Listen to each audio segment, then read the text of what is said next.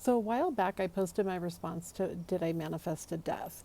And I just recently actually got a comment on that video that was like, hey, what if somebody's manifesting a bunch of money and then they find out that a relative got sick and they got sick and they're going to die, and you find out that you're going to get a bunch of money from that?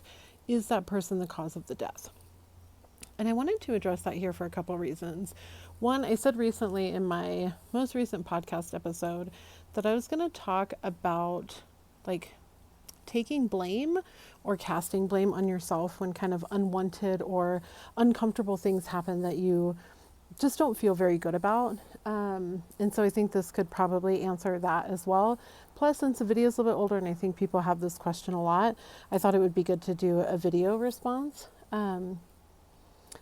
And here's the thing, I want to start by saying I try to make it clear I don't have all the answers, right? I can only give you my experiences. I can give you my beliefs, what I believe true in my heart, from my own meditation, from my own like just feelings that I've had, my prayers, etc. So I can't really say 100% sure this is how it works because I just don't really know.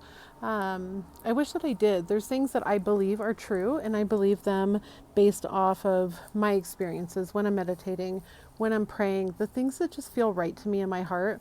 And so I feel like you have to take that for what feels right for you in your heart as well. So what actually speaks truth to you? And I hope that some of what I share with you resonates, and some of it may and some of it may not. I don't believe that anybody's ever really responsible for a death. I think that we all have our own time to die. And how that death comes about, I don't really know. And why we each have different times, I don't really know. On top of that, I think there's like this connectivity that when you have a manifestation and you're working on something, whether that's money, whether that's love, whether it's anything that you're working on, and things just start to fall into place, whether that's the death of a loved one, whether that is, somebody breaking up, whether that is a new relationship coming to you, somebody getting let go from their job so you get your dream job. All of this stuff plays out in ways that we just don't understand and we don't see.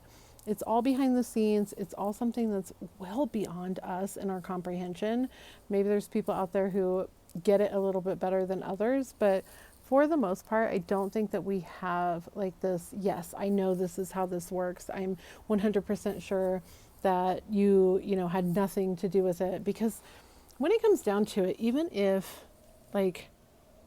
stuff manifests that you don't want, right? If you have an unwanted situation that comes up, if you have like a relationship that ends up just being crap and you're like, what in the world happened here? Like, I thought this was what I wanted and it's not.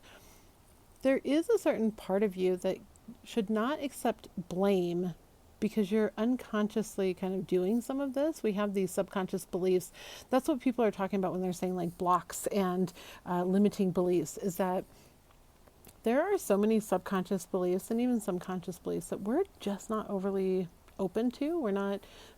We don't recognize them, right? We're not paying attention to them, but they're still there. Like you might have a belief that relationships die out. You may have a belief from childhood that you can't rely on anybody, you have to rely on yourself. You may have had times that you've had things just not work out in the way that you hope that they would, and it ties back into the future of you having other things that you're just convinced are not going to work out because this other thing didn't. There's a lot of like nervous system kind of work that goes into that, and you're re-triggering these feelings whether you're aware of it or not. And the feelings are what's really creating for you, like these feelings, these beliefs that you have, these understandings that you have, this subconscious identity that you have of yourself and that you believe true. And when these things are starting to get bubbled up and triggered, it can come out and manifest things that you didn't necessarily want, right? It was like unwanted for you. Same as like things in your childhood. I don't know how that all ties together. I don't know how we end up in the family unit that we're in. I don't know but I do believe that there's a choice, right? I believe that before life, there's a choice where we end up, whether that's because like we've got souls that we're working through something with, or if it's something that we choose because we can see this lifeline and we're like, yes, I want to go do that one because it has lessons there for me to learn, or it looks like fun. I have no idea. And I do think though that there's stuff behind on the other side of the veil that we just don't know. And it's amazing, and it's kind of cool to have this stuff that you don't know. But long story short, I don't think that people should own a death, right? Like, you didn't create death. And you may still then have a belief maybe that, yeah, death happens, right? People die at untimely times. People die and you don't understand why. People die and you'll miss them. But I just don't think it's something that we actually own and control. I don't think that we have this, like, quote unquote power to manifest somebody's death. What I think could happen is that you could find yourself on like an attention path, right? Like, you're picking kind of, I guess you could call it like a timeline. You're picking a timeline with your conscious belief, and on that timeline, this person does pass away at a certain time that aligns to this desire because that's the way that it works out. Doesn't mean that's really you doing it. So I hope that clears things up. If not, which sometimes I'm like, am I clearing anything up? Just let me know down below in the comments if you have any questions. I love having these kind of conversations. I'm always open to hear what other people's thoughts are as well. And then again, if you want to email me about anything, it's unleashinghappiness@ceciliahendricks.com.